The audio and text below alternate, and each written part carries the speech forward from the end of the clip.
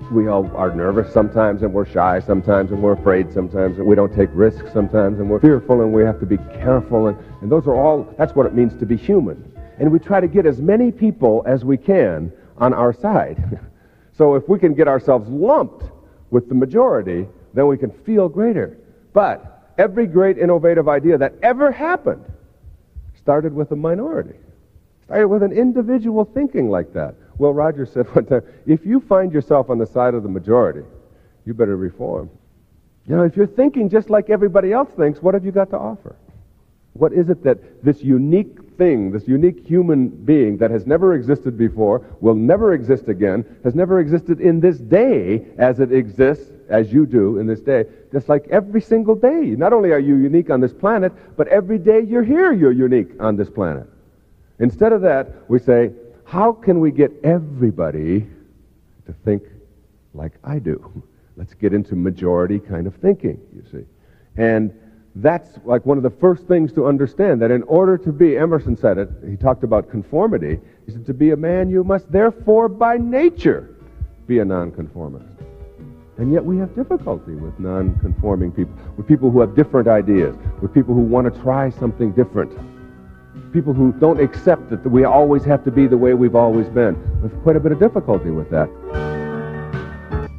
Most human beings use about 1/100th of their potential within their brains that it's capable of using. And every time we see somebody who is able to do things that seem so phenomenal, instantly we say, well, that's a weird person, or that's a freak, they must be faking it, or whatever. When there are places in the world where people don't even think pain, they don't even have words. There are some cultures, particularly in Eastern philosophies, where pain itself is not even a part of their vocabulary. They don't even invent words for that because they train themselves not to think in ways that are going to be immobilizing and depressing and so on.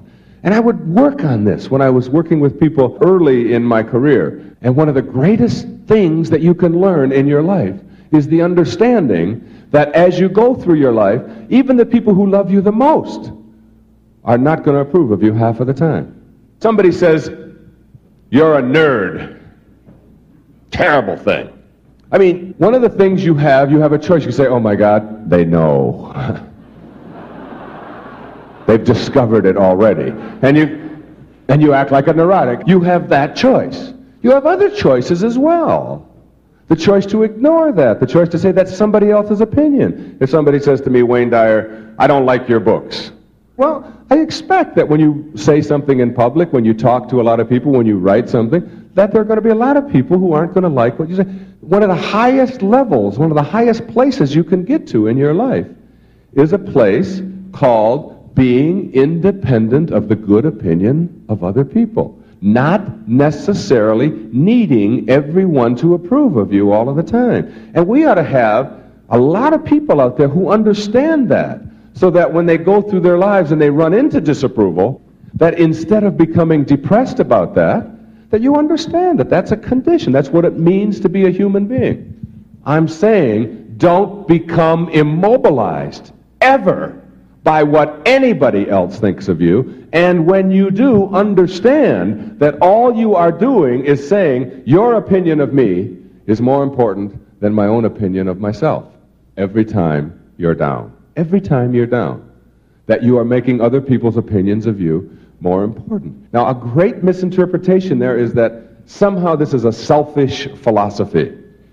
Believe me, there's nothing selfish in that. One of the simplest learnings that all children seem to understand, the very simple understanding that you can't give away what you don't have. You can't give away what you don't have, obviously. You can't give away $100 if you don't have it. You can't give away love for others if you don't have it for yourself. You can't give away success if you don't have it for yourself. You can't love another human being at all if you don't love yourself first and think of yourself as a worthy person. So that if you want to be a great altruist, a philanthropist, somebody who loves everybody in the world, then you've got to get your own house in order. And that's all I'm saying. Get your own house in order. your own self in order, so that you can become one of those people that have transcended, who have gone beyond simply worrying about how they're going to cope with their lives. It mystifies me sometimes. We all have this little child within us, and all little children know how to be happy. All little children know how to be self-actualized, fully functioning, creatively alive. They know how to enjoy their lives. And then somehow they lose it somewhere along the way. And as we get to be adults, we forget what we had. It's the whole theory of whether a glass is half full or half empty. I mean, it's always half full to me. Always half full. If you believe that it's half empty, it's the same thing as saying people are basically evil.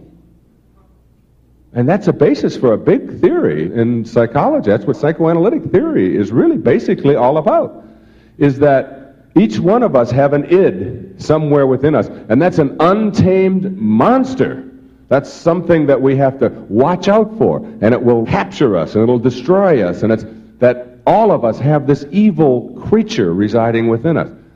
I can't buy that. I just can't buy that. I look at little children and the way they are, I don't see it. I refuse to think that, even though I know that there are people who behave in evil ways. I believe basically that within each one of us is a reservoir of love and beauty and appreciation and so on, and that we've often lost it in the name of trying to get ahead of the other guy or trying to be successful or whatever. People who know how to enjoy their lives are never a burden to anybody else. They just want to be left alone. Just quit bugging me. Don't always be looking over your shoulder. Don't be monitoring everything that I do. Stop telling me how to live. Stop telling me what to do. Stop trying to live your life through me. Highly functioning people know how to live their lives, and they're never a burden to anybody.